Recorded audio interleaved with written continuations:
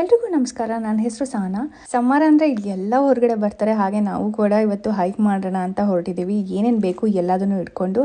And of course ಬಿಸಿಲಿರೋದ್ರಿಂದ sunscreen is must. Hike ಹೋಗೋಕ್ಕಿಂತ ಮುಂಚೆ ಯಾವ ಟ್ರೇಲಿಗೆ ಹೋಗ್ತಾ ಇದ್ದೀವಿ ಅನ್ನೋದನ್ನು ಸ್ವಲ್ಪ ರಿಸರ್ಚ್ ಮಾಡ್ಕೊಂಡು ಹೋಗಬೇಕಾಗತ್ತೆ.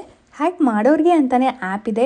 ಇದರಲ್ಲಿ ಎಲ್ಲ ಇನ್ಫಾರ್ಮೇಷನ್ ಸಿಗುತ್ತೆ. ಟ್ರೇಲ್ ಲೆಂತ್ ಎಷ್ಟಿದೆ, ಎಲಿವೇಶನ್ ಎಷ್ಟಿದೆ, ಈಸಿ ಇದೆಯಾ, ಹಾರ್ಡ್ ಇದೆಯಾ, ಮಾಡ್ರೇಟ್ ಇದೆಯಾ, ಅಥವಾ ಓವರ್ ಆಲ್ ಟ್ರೇಲ್ ಲೆಂತ್ ಎಷ್ಟಿದೆ, ಆವ್ರೇಜ್ ಟೈಮ್ ಎಷ್ಟು ತೊಗೊಳ್ತಿದ್ರದ್ದು ಎಲ್ಲದ ಇನ್ಫಾರ್ಮೇಷನ್ ಇದು ಕೊಡುತ್ತೆ. ಸಿನ್ಸ್ ಈ ಸಮ್ಮರಿನ ಫಸ್ಟ್ ಹೈಕ್ ಆಗಿರೋದ್ರಿಂದ ನಾವು ಸ್ವಲ್ಪ ಮಾಡ್ರೇಟ್ ಆಗಿರೋಂಥದ್ದನ್ನೇ ಚೂಸ್ ಮಾಡಿದ್ದೀವಿ.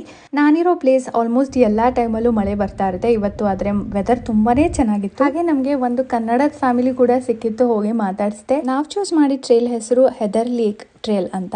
ಓವರ್ ಆಲ್ 8.5 ಕಿಲೋಮೀಟರ್ ಇತ್ತು. ಹಾಗೆ ಎಲಿವೇಶನ್ ಕೂಡ 1200 to 1400 ಇತ್ತು. ಯಾರಿಗೆಲ್ಲ ನೇಚರ್ ತುಂಬಾ ಇಷ್ಟ ಆಗುತ್ತೆ ಅವರಿಗೆ ಈ ಟ್ರೇಲ್ಸ್ಗಳು ಹೋಗೋದಕ್ಕೆ ತುಂಬ ಎಂಜಾಯ್ ಮಾಡ್ತಾರೆ. ನನಗಂತೂ ತುಂಬಾ ಇಷ್ಟ ಈ ಥರ ಟ್ರೇಲ್ಸ್ ಹೋಗೋದು. ಪಕ್ಕದಲ್ಲಿ ನೀರು ಹರಿತಾ ಇರುತ್ತೆ, ದೊಡ್ಡ ದೊಡ್ಡ ಮರಗಳಿರುತ್ತೆ, ತುಂಬಾ ಗ್ರೀನ್ ಆಗಿರುತ್ತೆ, ಫ್ರೆಶ್ ಗ್ರೀನ್ ಕಲರ್ ಕಾಣಿಸ್ತಾ ಇರುತ್ತೆ. ಇನ್ನೊಂದು ವಿಷಯ ಏನಪ್ಪ ಅಂತಂದರೆ ಇಲ್ಲಿ ಚಿಕ್ಕ ಮಕ್ಕಳನ್ನೆಲ್ಲ ಕರ್ಕೊಂಡು ಬರ್ತಾರೆ. ನಾನು ಒಂದ್ಸಲ 2 ತಿಂಗಳು 3 ತಿಂಗಳು ಮಗುನೆಲ್ಲ ಕರ್ಕೊಂಡು ಬರೋದನ್ನ ನೋಡಿದ್ದೀನಿ.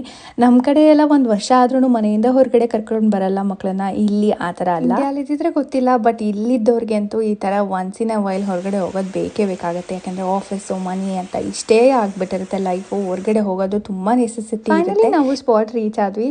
ವ್ಯೂ ಇಲ್ಲಿಂದ ನೋಡೋದಕ್ಕೆ ತುಂಬಾ ಚೆನ್ನಾಗಿ ಕಾಣಿಸ್ತಿತ್ತು. ಮೇಲ್ಗಡೆ ಐಸ್ ಕ್ಯಾಪ್ ಆಗಿರೋ ಮೌಂಟೇನ್ಸ್ಗಳು ಕಾಣಿಸ್ತಾ ಇದೆ ನಿಮಗೂ. ಹಾಗೆ ವಾಟರ್ ಕೂಡ ತುಂಬ ಫ್ರೀಸಿಂಗ್ ಆಗಿತ್ತು, ಯಾಕೆಂದರೆ ಅದು ಐಸ್ ಮೆಲ್ಟ್ ಆಗಿರೋ ವಾಟರ್. ಬರ್ತಾ ಸಬ್ವೇಯಲ್ಲಿ ನಾವು ಪ್ಯಾಕ್ ಮಾಡ್ಕೊಂಡು ಬಂದಿದ್ದು ಫುಡ್ನ ಈ ನೇಚರ್ ಮುಂದೆ ಕೂತ್ಕೊಂಡು ನಾವು ಎಂಜಾಯ್ ಮಾಡಿದ್ವಿ.